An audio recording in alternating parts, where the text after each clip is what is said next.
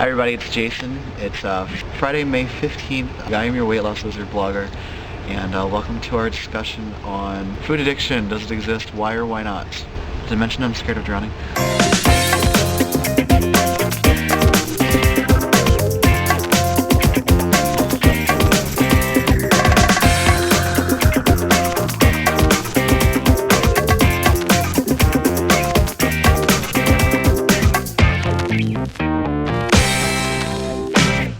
I was going to do a bunch of research for this, and I decided not to, just because it's opinion-based, and it's not more of me throwing a bunch of information at you.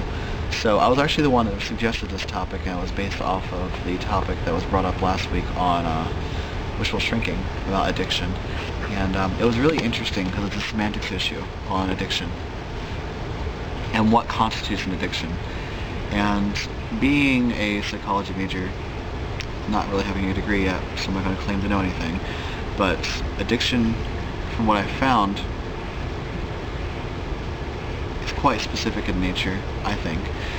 And to say you have a food addiction is absolutely ludicrous to me, and I'm going to say why. Because that means that, well, first let me say this. The things that people said this week all make complete sense. Yes, I agree, you can be addicted to substances, you can be addicted to chemicals, you can be addicted to emotion, feelings, you can be addicted to air, water, things that you need. But to span the range of all food and say you're addicted to food puzzles me, because I would challenge you to take a food addict and to first ask them what they're addicted to, and they'll say, I'm addicted to food, and then you put a certain food in front of them and they'll eat it. But then you have to ask yourself, would that person eat any food you put in front of them? And the answer is probably no. Much like well, for instance, an alcoholic who's addicted to alcohol would more than likely drink most alcohol you put in front of them. And this is my opinion. And someone who's addicted to nicotine would smoke any cigarette if it came down to it, just to get that nicotine fix. However, someone addicted to food would not eat any food if they're having withdrawal symptoms, which I also don't believe exist from food. Because withdrawal symptoms are pretty nasty if you've been addicted to anything, such as, for instance, caffeine. You know, you get the headaches, you get the irritability, which you can get from food, but that's more of a hunger signal versus your body saying, I must have this drug in me. I'm addicted to pizza, I'm going to say pizza. And if I'm addicted to pizza,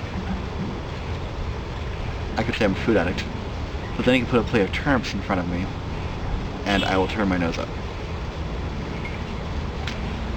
So I can't be addicted to food, because I won't eat any food to cure the addiction. It's just my opinion.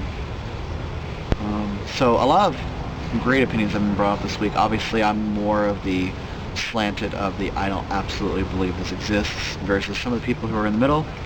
However, I stand by my opinion in that I believe that to claim you are a food addict is almost saying that you're a victim and you cannot help yourself. And I believe that most victimization can be helped with just a simple change of mind. Albeit it's not simple. I don't know why I called it that. But if you change your mind and decide to do something about it, and take it step by step, day at a time, you will cure your food addiction. But to call it just saying, I have a food addiction, I can't be helped, I'm going to be fat forever, is like saying, I'm a victim of circumstance which I can't control. And the one thing we can control is what we put in our mouth. No one's holding a gun to your head saying, put it in your mouth. Your body's not saying, I will die if I don't eat this. Ever. I am sorry. I don't believe it. I don't buy it, and I will stand by it. So that's my opinion on it. I hope you all enjoy. Didn't mean to be so rash or harsh, but that's what I believe. So, and this is coming from someone who used to say he was a food addict. I digress. So thank you all for submitting all of your topics to us. We keep using them. Actually, we want you to stay tuned. I'll keep making videos, I promise. I won't skip videos anymore.